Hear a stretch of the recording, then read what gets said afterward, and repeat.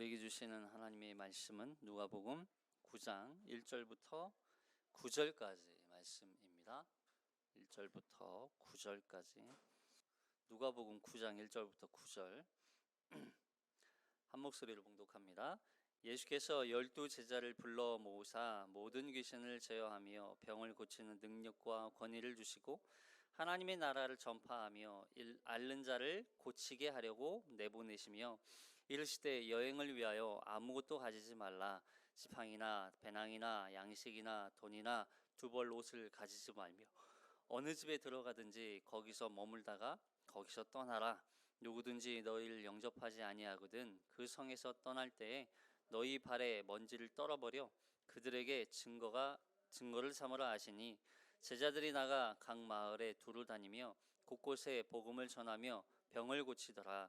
분봉왕 헤롯이 이 모든 일을 듣고 심히 당황하니 이는 어떤 사람은 요한이 죽은 자 가운데서 살아났다고도 하며 어떤 사람은 엘리야가 나타났다고도 하며 어떤 사람은 옛 선지자가 한 사람이 다시 살아났다고도 함이라.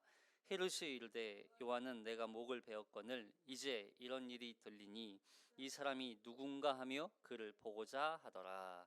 아멘. 우리는 지난 이제 누가복음 8장까지를 마치고 이제 9장을 들어오게 되죠. 8장에서 이 귀신 들린 자 그리고 군대 귀신 들린 자였죠. 그리고 야이로의 딸을 고치시는 예수님의 모습을 보고 또 그 야이로의 딸을 고치시러 가실 때 누구를 만나요? 혈루증 앓는 여인을 만나죠. 그 사건을 통해서 우리는 본질적인 그 야이로의 딸을 살리기 위한 목적이라기보다 그 야이로와 혈루증 앓는 여인과의 그 믿음을 보고 계신 그 예수님의 초점을 우리가 함께 살펴보았어요. 이제 9장부터는 그 그리스도 예수를 믿음으로 말미암아 살아가는 사람들의 삶의 모습들 그걸 이제 좀 설명해 주고 있습니다. 이제 9장부터는 이제 하나님의 나라가 또 복음이 예수님께서 지금까지는 함께 제자들과 동역하며 함께 지내시면서 예수님이 주도적으로 사역을 하셨다면 이제는 9장 이후부터는 제자들이 그 사역을 함께 동역하며 파송받는 그런 장면으로 이어집니다. 1절부터 2절까지 한번 살펴볼게요. 9장 1절부터 2절까지 시작. 예수께서 12제자를 불러 모으사 모든 귀신을 제어하며 병을 고치는 능력과 권위를 주시고 하나님의 나라를 전파하며 앓는 자를 고치게 하려고 내보내시며. 자, 이제 예수님께서 12제자들을 하나님의 나라를 전파하는 일을 위해서 이제 파송을 하시는 거죠. 보내시는 거예요. 4장에서 예수님께서 제자들을 한 명씩 두 명씩 계속 이제 예수님을 따르는 제자들을 부르세요. 그리고 이제 6장에서 비로소 12명이라고 하는 완전수이기도 하지만 12명의 제자를 이제 사도로 칭하시는 장면이 등장합니다.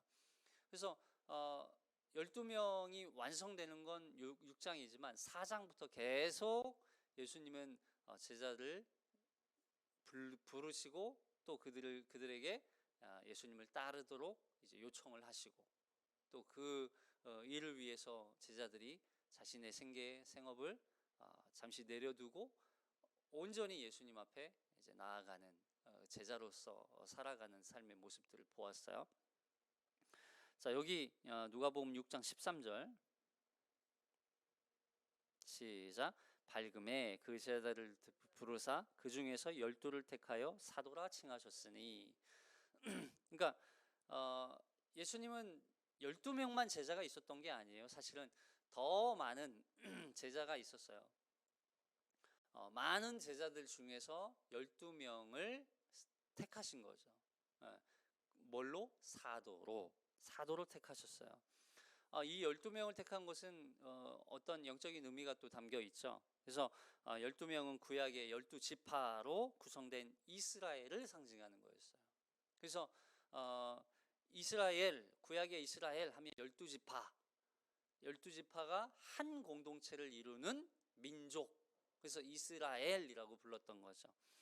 근데 신약에서 이 12제자를 택하시는 것은 이제 그 12지파라고 불렸던 이스라엘을 다시, 그들은 하나님의 말씀을 따르지 않고 우상 숭배하고 결국 하나님의 뜻대로 살아가지 않았던 그들에 대한 심판의 모습이었죠. 심판을 받았던 모습을 갖고 있죠.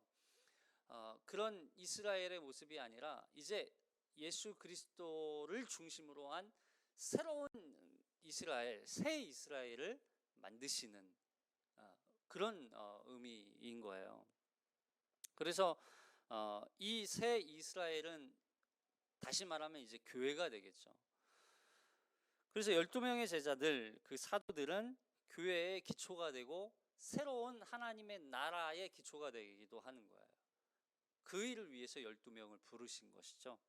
자, 이제 교회의 기초가 되는 이 12명의 제자들을 불러 모아서 예수님은 제자들과 함께 생활하면서 또 예수님이 하시는 여러 가지 일들을 보여주시죠. 그 예수님이 하시는 사역들은 곧 하나님의 나라와 복음을 선포하고 가르치고 전하는 것이었어요. 그리고 그 모습을 옆에서 지켜보던 이 제자들이 드디어 이제 12명의 제자들을 예수님이 이 각처로, 각 지역으로 12명을 보내시는, 파송하시는 이 장면인 거예요.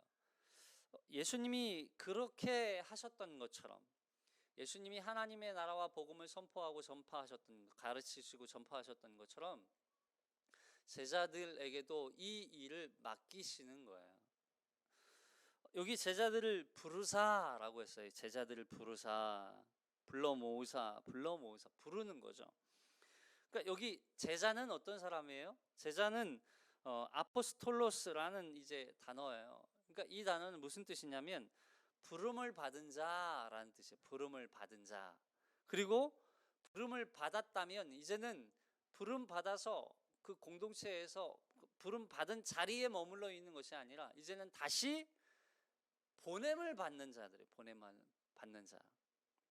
그래서 우리는 세상으로부터, 멸망하는 이 세상으로부터, 죽음 가운데 놓여 있는 이 세상으로부터 우리는 예수 그리스도의 그 생명과 또 진정한 참된 자유와 그 하나님의 나라로 우리는 부름을 받았어요. 이제 부름을 받아서 하나님의 나라, 하나님의 새 공동체로 들어오게 된 거예요. 근데 여기에서 머무르는 것이 아니라는 거예요. 하나님의 나라는 이 공동체 안에만 머무르는 것이 하나님의 나라가 아니라 이제는 하나님의 나라를 소유한 자들이 세상으로 나아가서 하나님의 나라를 이제는 하나님의 나라와 복음을 선포하고 전파하듯 세상 가운데 전파하고 드러내는 자들이라는 거예요. 이 사람들이 바로 제자라는 거죠. 제자. 이 제자는 결국 세상으로부터 부름받아서 하나님의 나라를 소유하게 되고 그 하나님의 나라를 소유한 자들이 다시 세상으로 나아가서 하나님의 나라를 보여주는 자들이에요.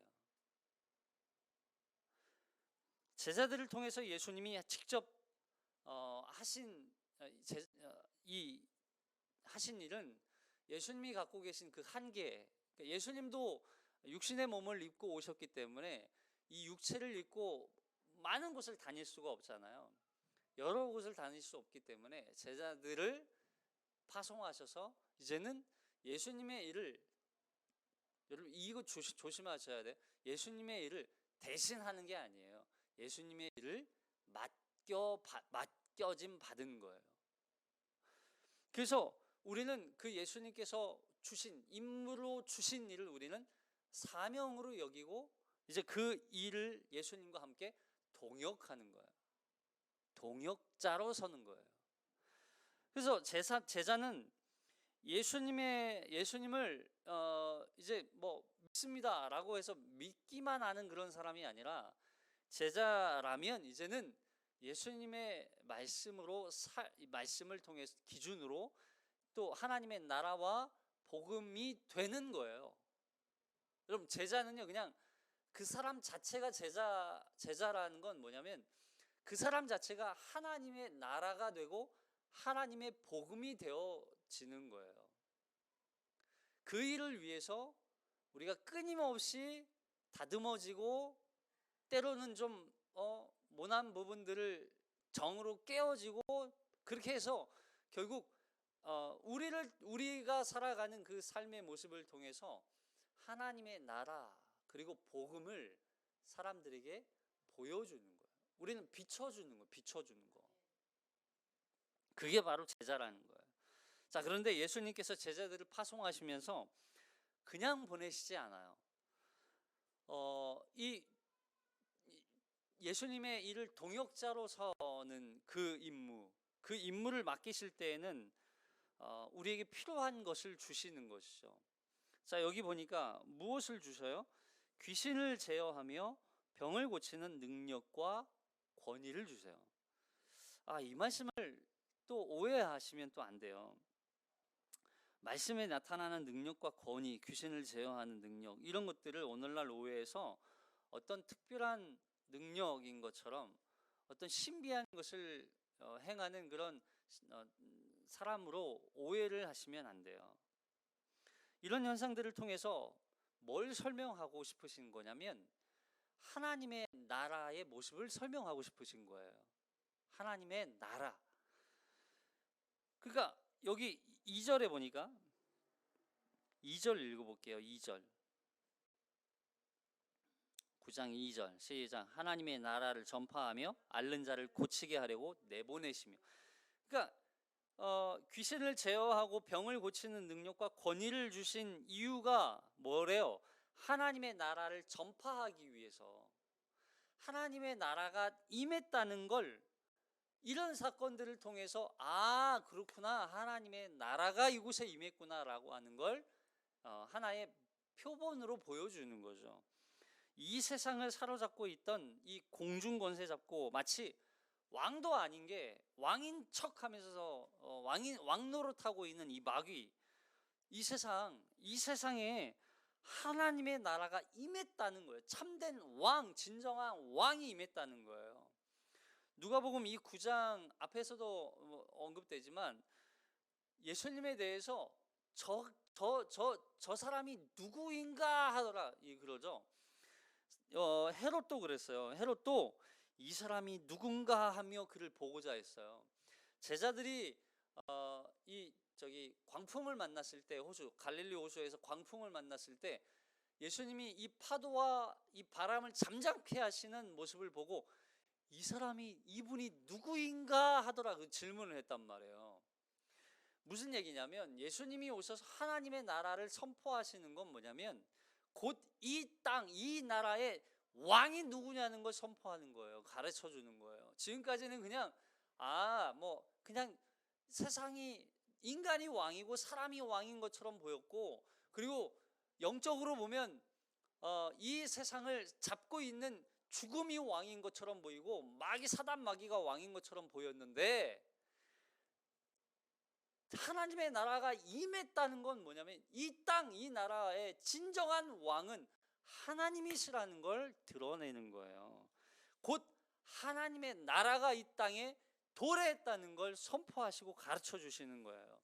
그 중에 하나, 그런 선포가 이루어졌을 때 귀신이 쫓김받고 질병이 고침받는 건 그 나라가 임했다는 하나의 표시였던 거예요.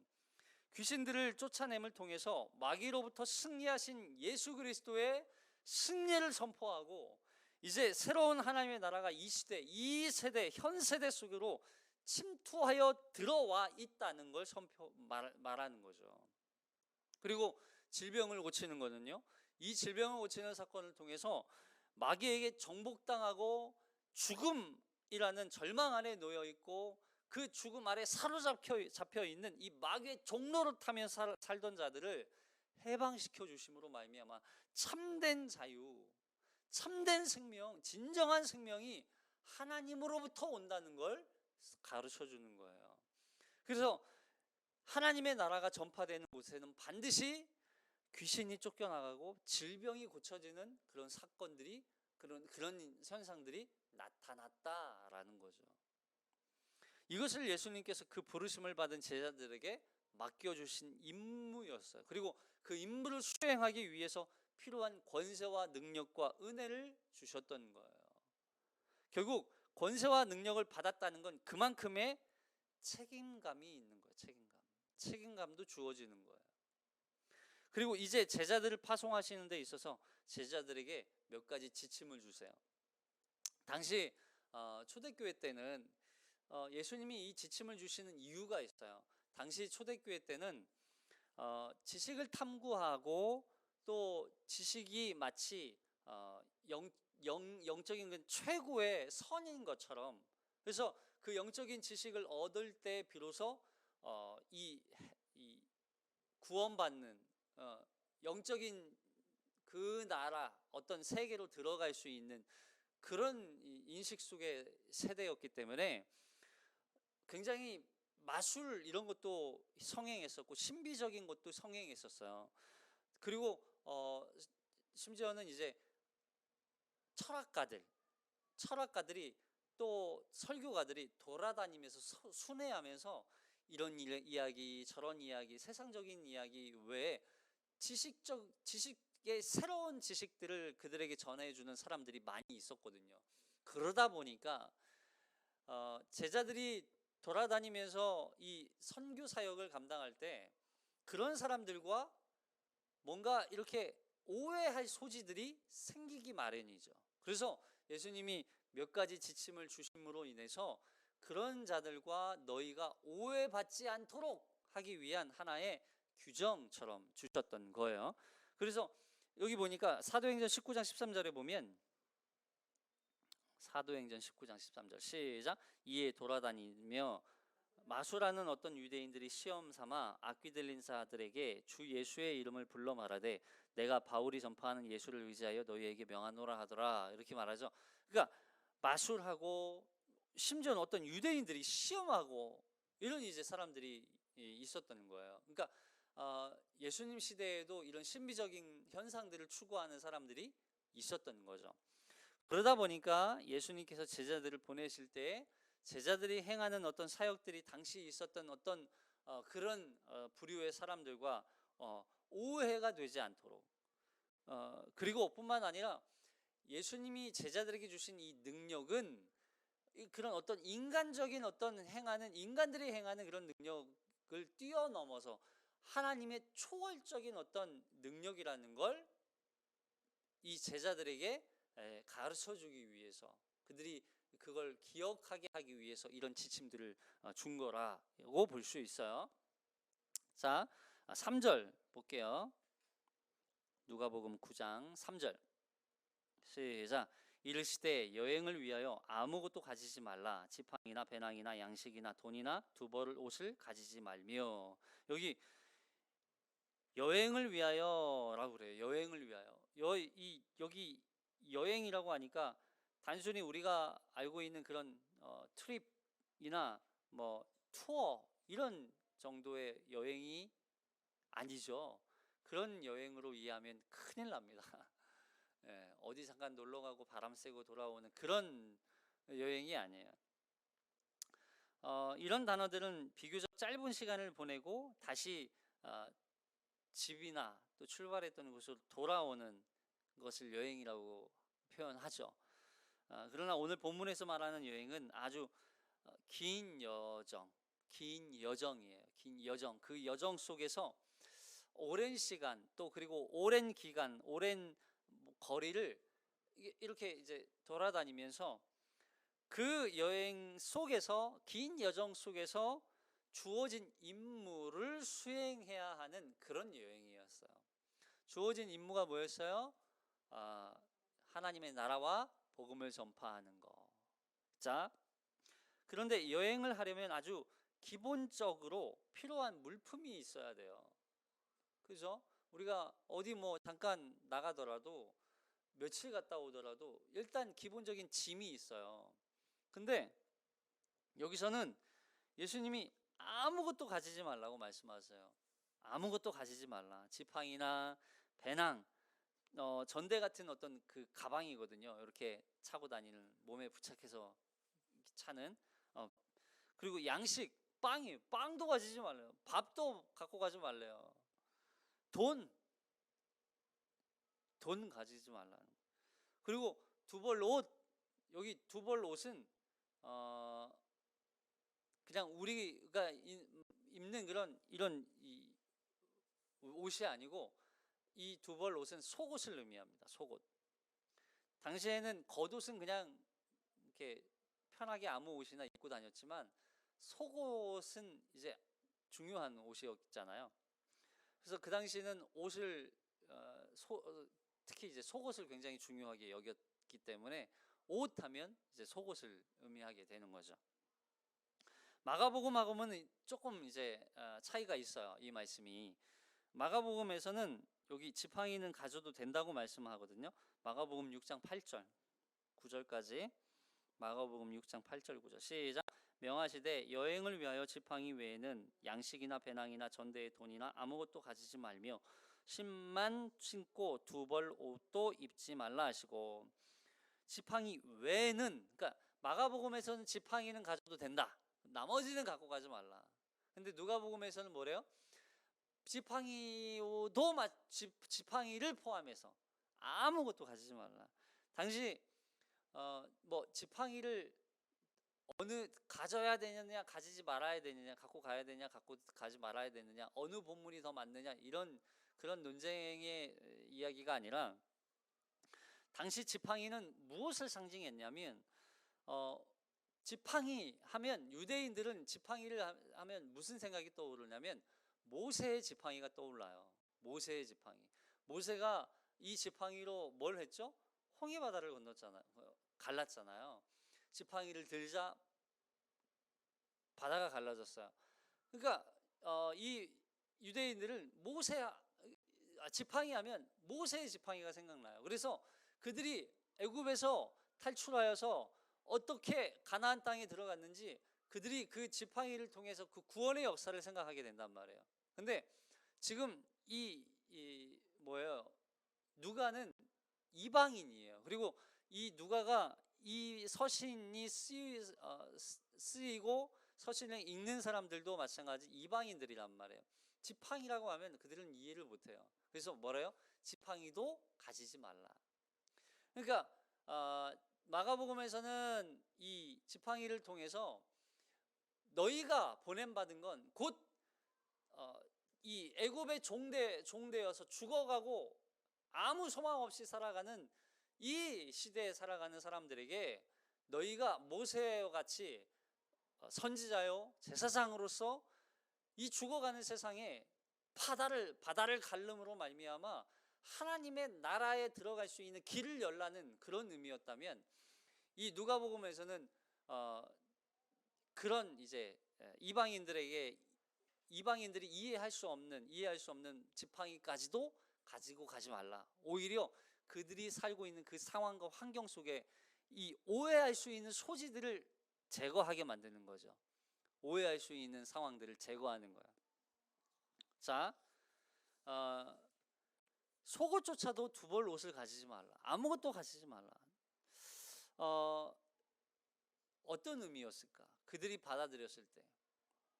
당시에는 이 순회 철학가들 또 순회 설교가들이 많이 있었던 시대였기 때문에 돌아다니면서 그들은 어떻게 했냐면 새로운 이야기를 전해주고 철학적인 이야기를 전해주고 그들은 돈을 받았어요.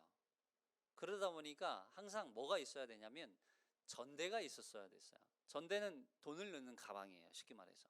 그래서 제자들이 전대를 차지 말라, 가지고 가지 말라 그런 건 너희가 그런 싹쓸 받으면서 복음을 선포하는 건 아니다. 너희가 받은 하나님의 그 복음을 거저주는 것이 맞고, 그리고 이 시대에 죽어가는 사람들에게 그런 세상적인 지식을 전하는 수준의 복음이 아니다. 하나님의 나라와 복음은 그거보다 더 우월한 것이라는 것을 설명하시는 것이죠. 그래서 그런 사람들과 차이를 두심으로 말미암아 이들이 전하는 복음과 하나님의 나라가 얼마나 가치 있고 얼마나 위대한 것인가를 설명해 주시는 거예요. 그래서 고린도서 강의할 때 바울이 사례를 받지 않은 것에 대해서 사람들이 이 바울을 오해하잖아요. 아니, 바울의 사도권을 가지고 그래서 이걸 의심해요. 아니, 사도라면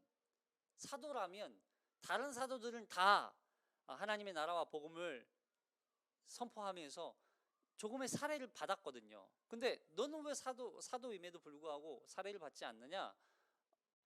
그러자 이제 바울은 나는 사도임에도 불구하고 사례를 받지 않고 나는 자비량으로 오히려 모든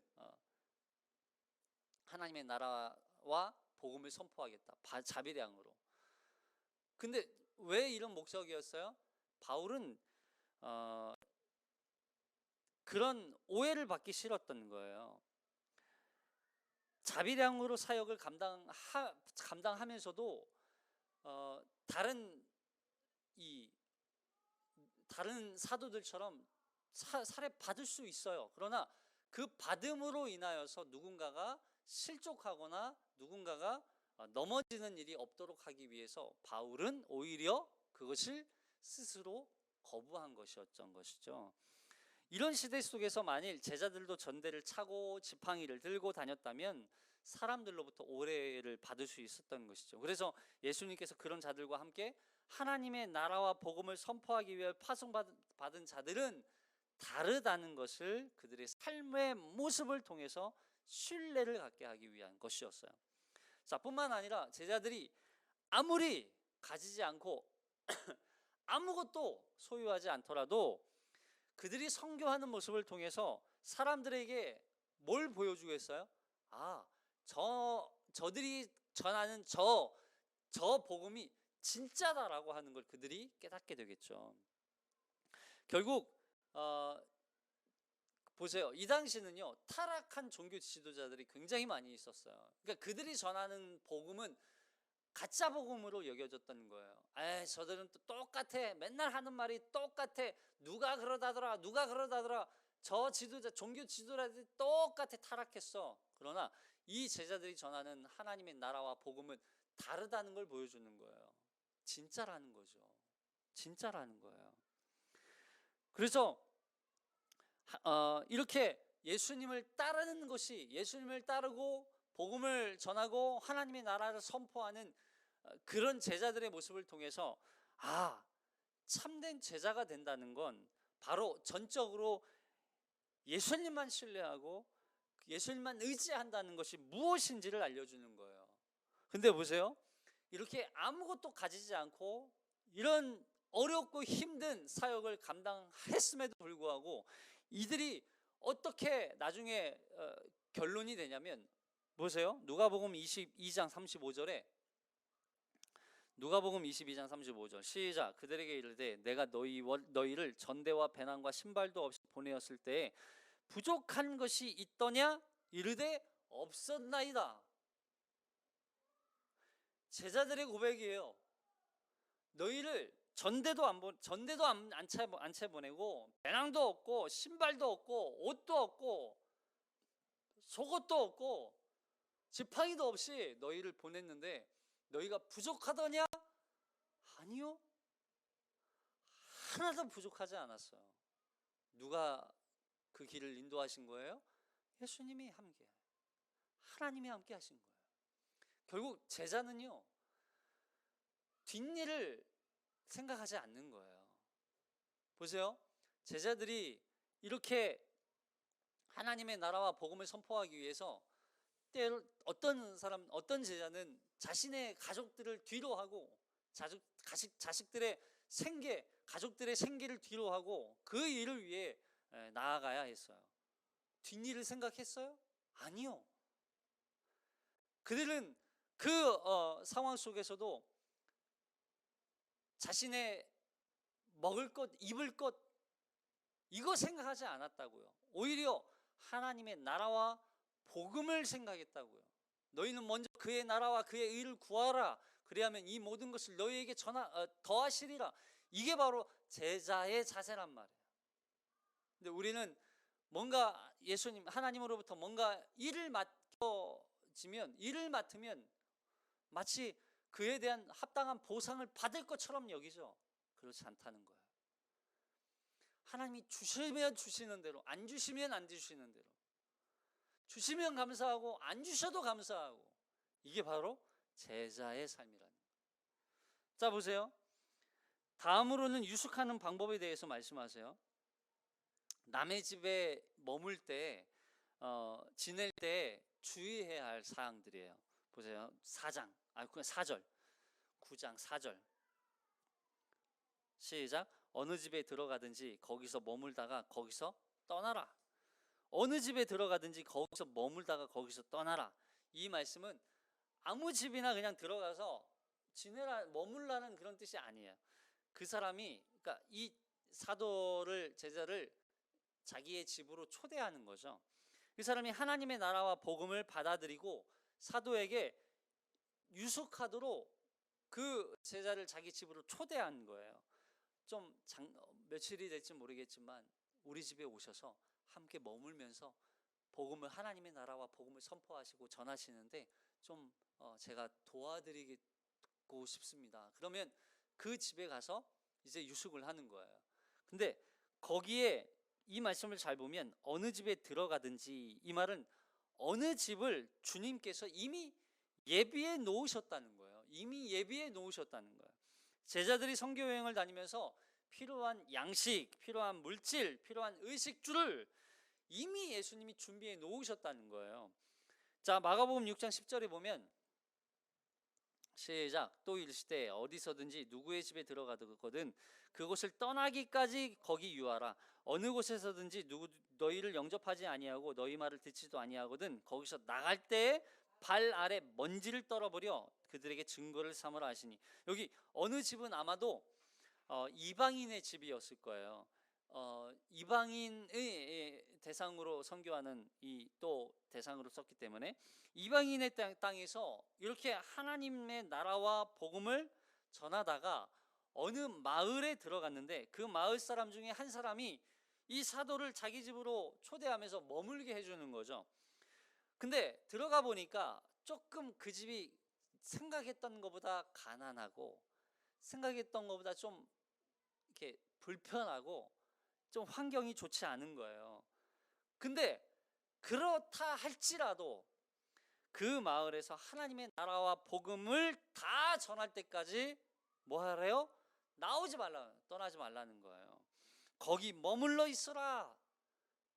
뭐가 먼저라는 거예요? 하나님의 나라와 복음이 그 마을에 다 전해지는 게 목적이지, 너희가 거기에서 편하게 안일하게 편안하게 거기에서 생활하는 게 목적이 아니라는 거예요. 우리는요, 이거 기억하셔야 돼요. 좀 불편하고 좀 대접받지 못하고 좀 어렵다 할지라도 더 좋은 곳을 찾아서 옮기지 말라는 거예요. 당시에는 그런 사람들이 많이 있었다는 거죠. 순회 철학가들, 순회 설교가들이 이렇게 이야기하러 다니면서 좋은 자기 환경에 맞는 그런 곳을 좀 찾으면서 다녔단 말이에요. 좋은 데를 옮겨 다니면서. 결국 여러분, 하나님의 나라와 복음이 선포되고 그들이 그 복음을 듣고 믿고 돌아오는 것이 우선이지 너희가 좀 편해지는 게 우선이 아니라는 거예요. 여러분, 우리가 세상 가운데 어떻게 또 하나님의 나라와 복음을 드러내요? 우리가 갖고 있는 삶의 모습들이 조금 불편하더라도 그걸 감내하고 인내하는 거예요. 우리의 삶의 환경들이 조금 좋지 않다 할지라도 그 환경에 대해서 불평하고 또 그 환경에 대해서 좀 이 환경을 개선하기 위해서 노력하는 게 아니라 하나님의 나라와 복음이 선포되는 것을 더 우선으로 하는 거, 그게 바로 제자의 삶이라는 거예요. 여러분 이제 5절에 보니까 시작. 누구든지 너희를 영접하지 아니하거든 그 성에서 떠날 때에 너희 발에서 먼지를 떨어버려 그들에게 증거를 삼으라 하시니 제자들이 나가 각 마을에서 두루 다니며 그곳에 복음을 전하며 병을 고치더라. 여러분 여기도 성이라는 표현도 나오죠. 성이라는 표현. 이 성도 이방인의 성, 이방인의 고을을 이래요. 그곳에서 하나님의 나라와 복음을 전하는데도 그들이 복음을 듣지 않아요. 이런 경우가 있을 수 있죠. 어느 지역에 갔더니 막 그 마을 사람들은 복음을 듣고 그들이 막 회심하고 돌아오는 역사가 막 나타나는 거예요. 그 마을 전체가 그냥 하나님 앞으로 확 돌아오는 거예요. 놀라운 역사가 나타나는 거죠. 근데 어느 마을은 갔더니 오히려 복음을 전하는 사도들을 더 핍박하고 못살게 굴고, 예, 그들을 질타하고. 근데 보세요. 그 성을 떠날 때는 너희 발에서 먼지를 떨어버려라. 그리고 그 먼지를 떨어버리는 걸 통해서 증거를 삼아라 그래요. 아니 어느 때는 복음이 전해지도록 그 마을에 계속 어느 그 집에 계속 유하라고 거하고 있으라고 말씀하시면서 복음을 듣지 않는다고 해서 그냥 막 빨리 떠나 나오는 건 좀 앞뒤가 맞지 않는 거 아닌가라고 생각할 수 있겠지만, 보세요. 그 마을 복음을 듣지 않고 거절하고 거부하고 그 하나님의 나라와 복음을 들었음에도 불구하고 너희를 그 복음을 전하는 너희를 영접하지 않는다는 건 곧 예수 그리스도께서 선포하신 나라와 또 복음도 영접하지 않는 거하고 똑같은 거예요. 그럼 결국 어떻게 될까요? 당시 유대인들은 이방인들을 아주 극도로 싫어했죠. 막 증오하고. 그래서 이방인의 땅에 들어가는 것도 싫어했어요. 거의 들어가지 않았어요. 근데 들어가더라도 그 땅을 나올 때는 반드시 뭘 했냐면 그 발에 묻은 먼지, 옷에 묻은 먼지를 다 떨어버려요. 다 탈탈탈탈 터는 거예요. 하나라도 그 이방인의 땅에서 묻혀오는 어떤 더러운 게 없도록. 그래서 옷에 묻은 먼지, 신발에 묻은 먼지 다 떨어버렸어요. 그런 행동을 통해서 부정함을 자신에 묻혀오지 않기 위해서, 이방인들을 부정한 자로 여기기 때문에 그 부정함을 자기에게 묻지 않도록 다 떨어버리는 거예요. 먼지를 터는 것이죠. 그리고 먼지를 떠는 행위를 통해서 하나님의 나라와 복음을 거부하고 거절한 그곳에 이제 예수님을 거절하고 거부한 자들처럼 곧 그들은 하나님의 심판을 받게 될 거라는 것을 증거로 삼으라, 그 이야기예요. 복음을 전하였음에도 불구하고 그들이 듣지 않고 거부하는 것에 대해서 하나님의 심판이 임한다는 거예요. 하나님의 나라와 복음을 전하기 전에는 그 복음을 먼저 받은 먼저 받은 자로서 내 책임을 갖고 있지만, 복음을 먼저 받았어요. 우리는 이제는 그 복음을 받은 자로서의 책임이 있는 거예요. 그건 내 책임이에요. 근데 그 복음을 전한 이후에는 이제 더 이상 내 책임이 아니라는 거예요.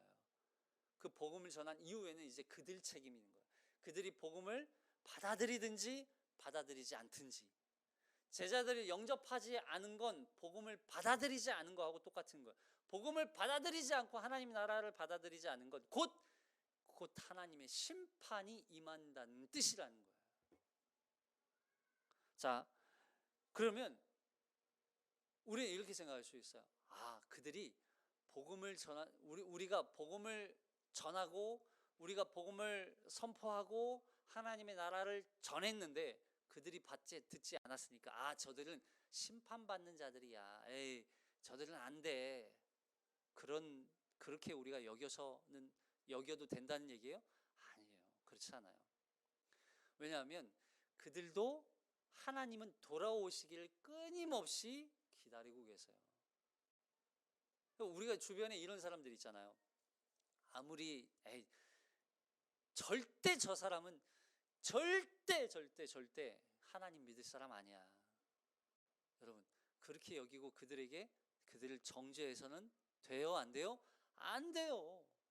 그도 하나님은 돌아오기를 기다리시는 자예요. 근데 그가 끝까지 거부하니까 하나님의 심판이 임하는 것을 어떻게 해야 돼요? 마음 아파해야죠. 저들은 하나님의 심판받아 마땅해, 당연시 여기면 절대 안 되는 거예요. 그들이 심판받는 것에 대한 두려움과 아파하는 마음을 갖는 거예요. 이게 바로 제자라는 거예요. 자, 그 소식을 이러한 놀라운 하나님의 나라와 복음이 선포되고 귀신이 떠나고 병자가 고침받고 예수 그리스도께서 행하셨던 그 모든 사역들, 제자들이 행했던 모든 이야기를 누가 듣고 있냐면, 여기 보십시다. 7절 시작. 분봉왕 헤롯이 이 모든 일을 듣고 심히 당황하니 이는 어떤 사람은 요한이 죽은 자 가운데서 살아났다고도 하며 어떤 사람은 엘리야가 나타났다고도 하며 어떤 사람은 옛 선지자 한 사람이 다시 살아났다고도 하니라. 헤롯이 이르되 요한은 내가 목을 베었거늘 이제 이런 일이 들리니 이 사람이 누군가 하며 그를 보고자 하더라.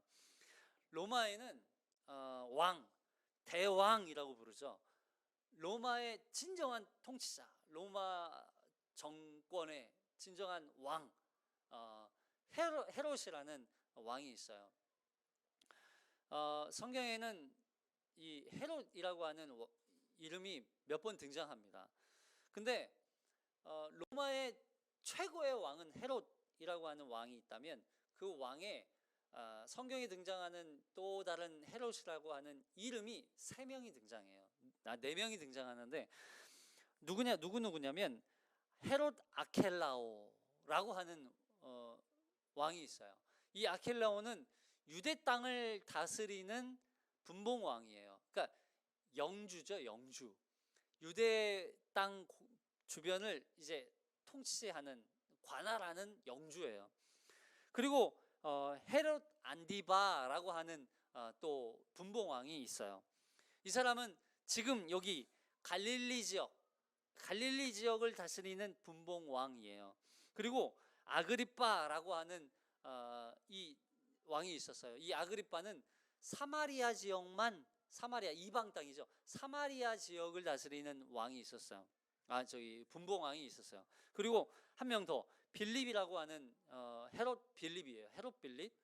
빌립은 갈릴리 동쪽, 갈릴리가 이쪽이니까 갈릴리가 위쪽, 여러분들이 봤을 때 위쪽에 갈릴리 위쪽 북동쪽을 다스리는 왕이 있었어요. 이렇게 헤롯의 이름을 받은 헤롯의 왕들.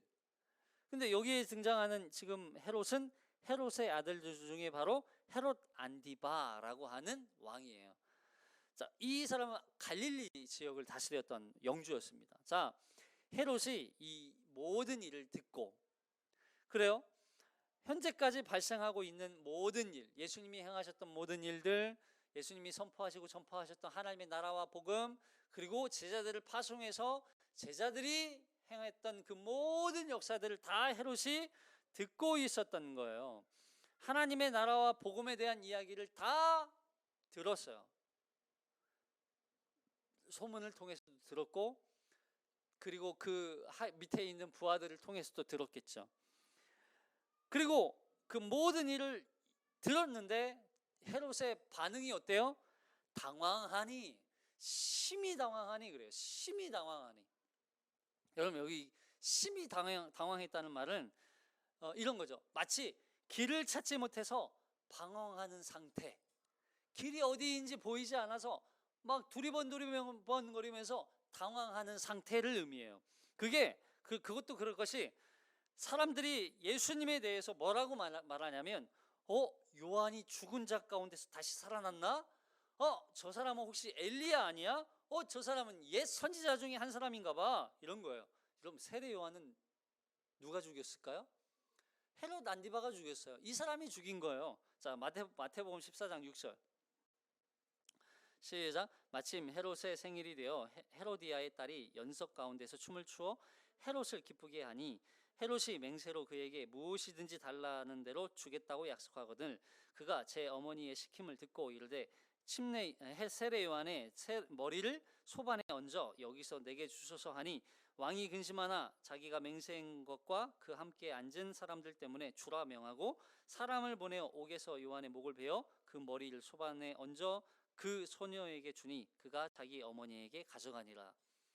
결국 헤롯은요 요한을 죽이기까지 할 마음은 없었어요. 자기의 치부 동생의 아내를 취한 아내로 맞은 동생의 아내를 자기 아내로 만든 거죠. 그 사건에 대해서 고발하고 질타했던 요한이 믿기는 했지만 사실 죽일 마음은 없었어요. 근데 어쩔 수 없는 상황이 되어버렸죠. 근데 자기가 결국 죽였던 이 세례 요한이 혹시 다시 살아난 거 아니야? 라고 하는 소문을 듣자 예수님도 저 사람 도대체 누구지? 하면서 예수님을 알고자 했다는 거예요. 보세요. 그러면 이 헤롯이 예수님을 만나고 싶었던 이유는 뭐였어요? 예수님이 그리스도이심을 알고 싶었던 걸까요? 아니면 예수님이 세례 요한이라는 것을 확인하고 싶었던 걸까요? 후자죠. 예수님이 다시 살아난 세례 요한이었을까라고 하는 어떤 그런 걱정이었고 어떤 두려움이었어요. 그냥 헤롯은 예수님에 대한 소문이 궁금했지 어떤 예수님의 그리스도인가라고 하는 것에는 관심이 없었어요. 이후에 예수님을 만난 기회가 생겼잖아요. 언제요? 예수님이 잡혀왔어요. 빌라도가 누구에게 보내냐면 이 헤롯에게 다시 보내요. 근데 헤롯이 와서 보니까 우와 예수가 온다고? 오 궁금하다. 그래서 만나보고 얘기를 했더니 뭐 쓸데없는 하나님의 나라 이야기만 하고 있어. 그러니까 아이 됐어 야 다시 보내. 그리고서 다시 빌라도에게 보내는 거예요. 관심이 없는 거예요. 예수님에 대해서 궁금했던 건 이 사람이 세례 요한인 줄 알았는데 아니네 됐어 보내. 아무 관심이 없는 거예요. 그리스도인가? 아니요. 그냥 자신의 궁금증이었어요. 그리고 예수님이 죽으심에 방조했던 인물이에요. 세례 요한을 처형할 때 방조했던 것처럼 말이죠. 그렇다면 요한이 심히 분봉왕 헤롯이 심히 당황했던 이유가 뭘까요? 여기에 중요한 키포인트가 있어요. 보세요.